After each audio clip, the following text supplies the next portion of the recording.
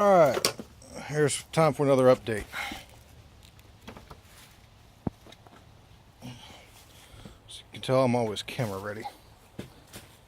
Alright, so I got the right positioning for the front steering rack like I was hoping to have. You know, don't have it bolted or welded in place yet. I have the XP seat rack on. You can see how much wider it is in total. It's hooked on the loop on that side right now.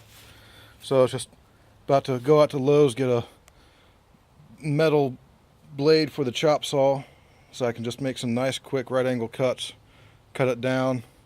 You know, all I have to do is just trim these off and weld them out over here towards the edges when it's all narrower. And so once it gets chopped down, this post will line up, and these brackets should line up with that hole and that little hole there. As far as the whole frame extra length goes that I was wondering about, you can see the gap that I'm going to have. Yeah, I think the factory was like, 1 to 2 inch gap or something like that. I got 4 fingers. I got plenty of room that I can easily trim some of that out of the way and run my snorkels coming up. Not as much room as I wanted to have to be able to stick a winch in there like I wanted to. So I'll have to set something else up on that. I mean, realistically, I'd like to be able to get to the freewheel on the winch anyways. So if I mount the winch over here with a nice pulley going towards the center, should be good. Here's my ebe bed on here. The frame, that frame is pretty straight. I mean, look at that. That's a nice lineup for the tire to bed ratio as far as tires sticking out just a little bit compared to the frame. Cool. Yeah, it's equal on this side too, so that's good. That's good news. So yeah, the bed frame's gonna, the roll cage is gonna be right there, so it's gonna be 3 inches inward, so that's gonna match just like it should. This is the mid-size roll cage. That's the XP frame, XP seat frame. So the modification of that will be okay. This is my mid-size steering column or firewall brace, whatever you want to call it. The floorboards fit right in. I still put some gussets going from there to there diagonal to catch more support for the footwells like they were designed for. Today I'll be welding one of those off of the old frame to fix this one here. And right now the roll cage is bolted in sort of tight, even though it's holding square. That's why this gap is here, not on the other side, because it's offset so many inches. Alright, then on the front end, as far as the hood closes goes, this whole front clip area, it kind of ended up being a little bit shorter. Basically, I used the XP winch mount bracket and the bottom location of the front bumper. I'm using the mid-size front bumper, the XP bracket for the winch, and use that to locate the front bumper in place. And then once I got that done, I cut the mid-size front support off, which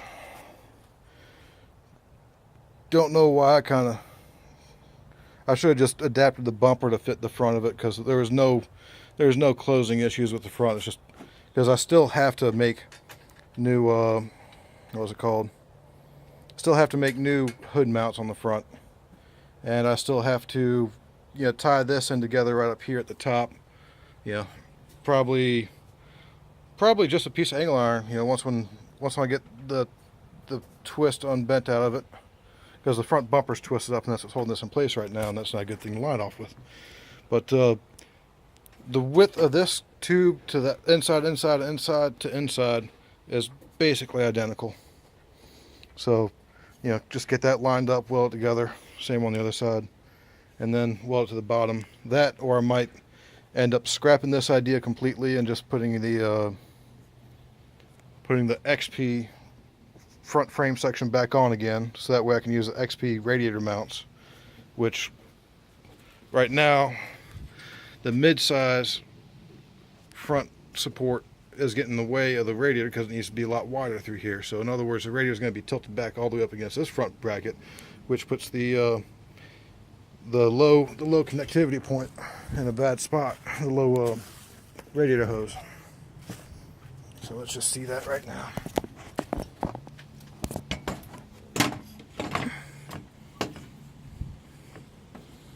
Okay, so basically I have to extend those mounts up a little bit. Yeah, put some mounts on the bottom, and then this right here, I could just notch it out to allow easy radiator hose access, but realistically right now, with the way that this thing's tied to the front, that this whole front section is a little bit shorter on the XP, I guess, than the mid-size, and that's what's putting all my location points up a little bit shorter, so that way the hood doesn't quite close right. It needs to be forward by about, you know, ½ inch, ¼ inch. Not too bad as far as that lineup goes. You know, like I remember this had to be a ¼ inch above the this angle iron here, and as far as spacing between here and there goes, I mean, I think it was maybe a ¼ inch longer on the XP, and that's kind of hard to tell because my frame is all bent up that I was measuring from. But let me get a shot of it from the front. I mean, goodness, if I didn't know any better, I think that thing had a lift kit on it. Let's see. I do, that strap is holding the steering column bracket in place because it's not bolted in at all. And it's definitely sitting high. I mean, there's no engine in it, there's no fat people me in it, so it's not hard to tell. So realistically, I think I'll end up ditching the mid-size front frame section and putting the XP back in, and then putting the front hood mounts where they need to be for the for it to line up with the body panels once I get those back on. But so far it's like, you know, for the mid-size steering column, this had to be trimmed out of the way because you know, the strut tower support bar is a little bit lower than this XP front spring bar is, full size bar. All right, let's see what else.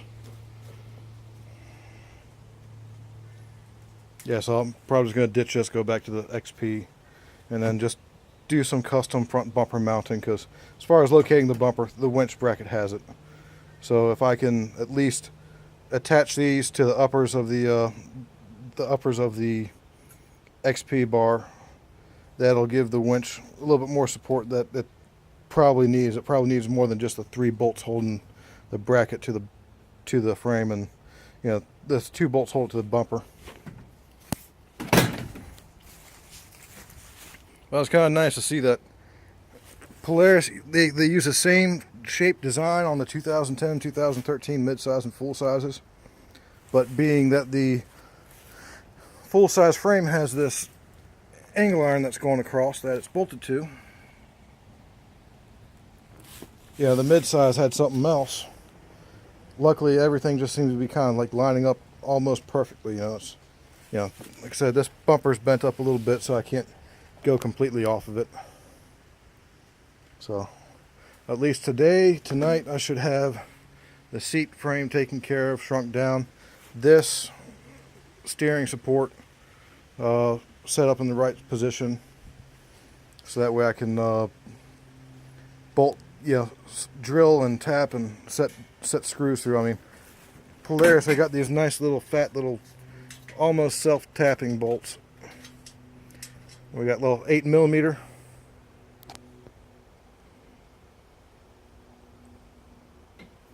Sorry, can't have something focused when you have something shiny in the picture. There you go. 13mm head, small little self-tapping, and you know, they got these holes set up everywhere. You know, it's just like a little punch that drilled the holes, or whatever. You know, little punch. That's why most of the threaded areas are indented, but some of them are actually just like this one here, drilled and tapped.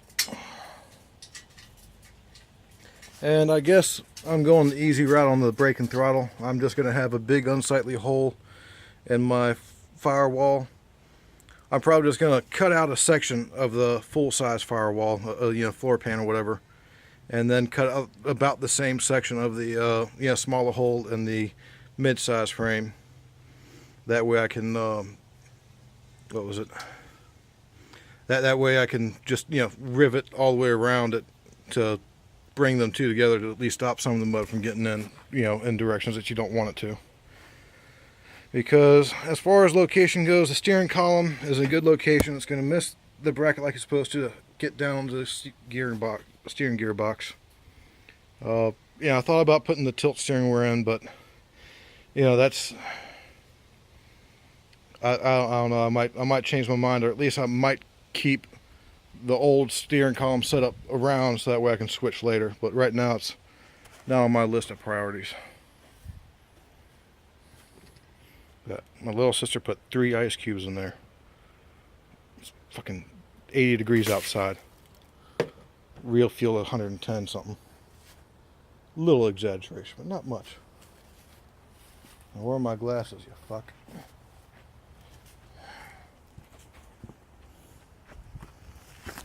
Alright. 1 minute. Alright, get back to the frame segments, Wow. Yeah. All of a sudden you realize it's not as high contrast as your camera phone you want it to be.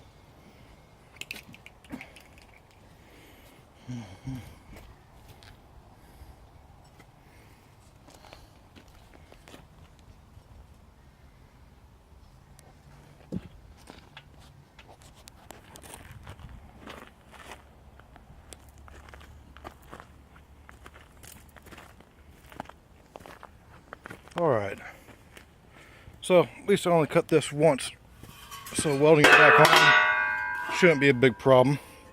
Looks like this huge bracket here might get in the way of the hood, I can't remember, but that's where the radiator mounts to, and I can trim it down, or I can swap the mounts off the other piece onto here and make it all work, depending on if that huge horseshoe shaped bracket is in the way. But I can't use I'm not using the XP bumper. It's just way too bent up, and it won't match the hood lines too well. So if I get an aftermarket bumper, I'm going to be modifying it.